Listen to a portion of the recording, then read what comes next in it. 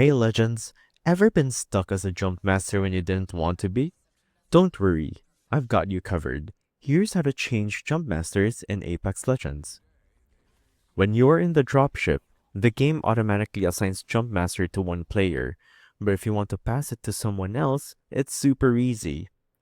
On PC, all you have to do is hold the left control button until the bar below the jump master notification fills up.